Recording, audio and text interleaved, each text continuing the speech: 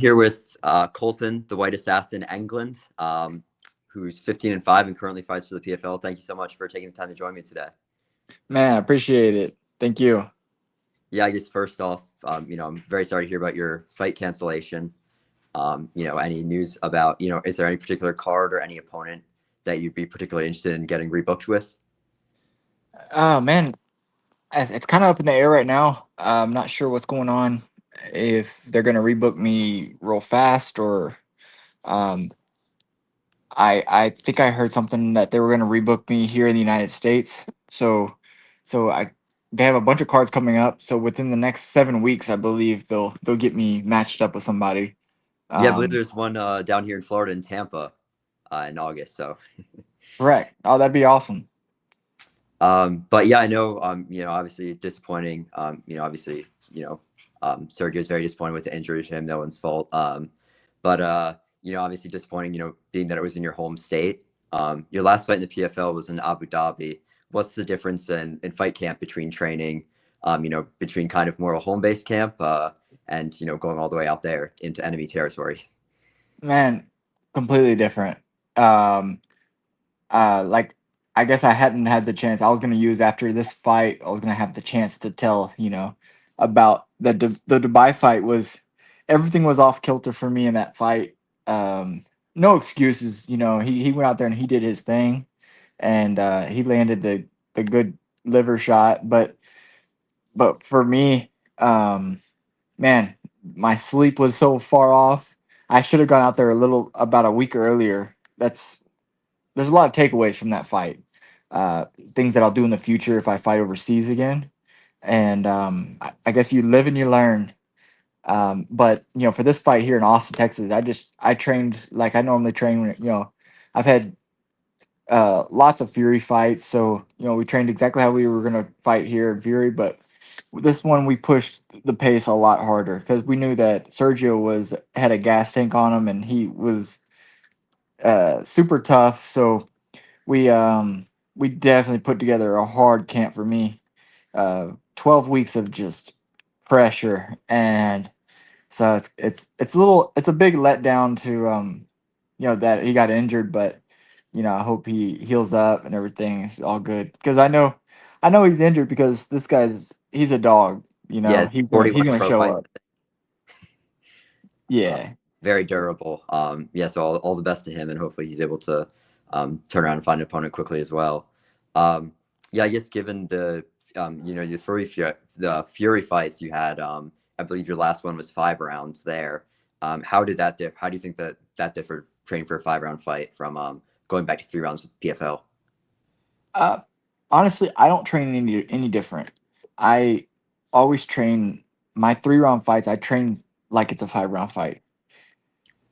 Uh, I don't do anything different preparation wise. I train like every fight's a championship fight.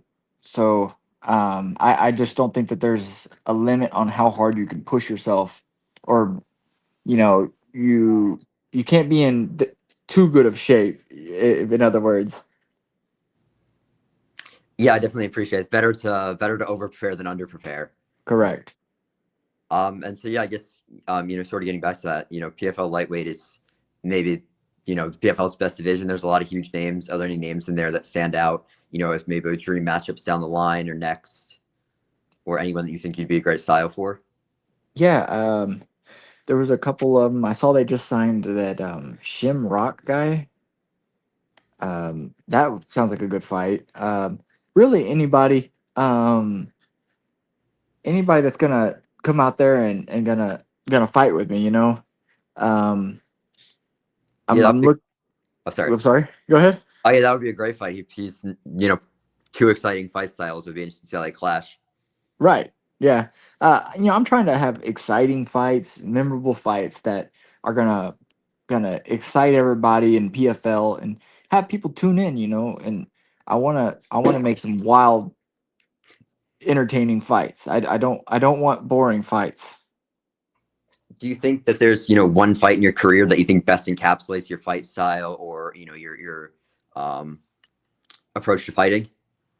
Yeah. There's a fight. I've recently kind of changed the way I fought, but there was a fight with a guy named Alec Williams that I had. It was at a Fury main event, and I knocked him out at the end of the third round.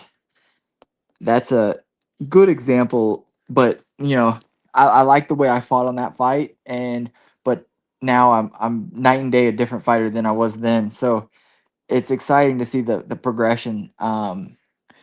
Since then, I it would take me a little bit before I'd get someone out. I would have to hit them a lot, but now it's one shot and then it's over. As you saw with the I don't know if you saw the Carlton fight, Yeah, Carlton minus. Yeah, I had the last Fury fight. correct. Yeah, so I hit him with a check back hook after a kick, and it made him almost do the splits. And everybody was like, he slipped on some water or something. And I was like, no, he didn't slip on water in the middle of the cage. Yeah, it's too bad that Fury doesn't give out the 100K bonuses. Otherwise, you'd be a rich man. Man, that would be an awesome one. Yeah. But yeah, Uh, that was a great finish for anyone that hasn't watched it. I definitely encourage you to watch it. Keep up with Fury and Fight Pass, and their back catalog. I guess for fans that have never seen you, how do you describe your style? it's a super aggressive, forward boxing, in your face style. Um, I don't like there to be many pauses. I don't like to hug. I don't like to lay on anybody. If I go to the ground, we're getting to work. If we're on the feet, we're getting to work. We're slipping and ripping and trying to take each other's head off. Good. That's a good explanation of description of my style right there. Nice, yeah, that definitely shows, and from watching the fights, I definitely agree with that as well. Um, but yeah, thank you so much for taking the time to join me. Where would people be best to keep up with you and your fight announcements? Yeah, man. If you could follow me on Instagram at White Assassin 155, or Facebook, Kolton England. That's where I post. I post mainly everything on an Instagram. So Yeah, you keep up with me there.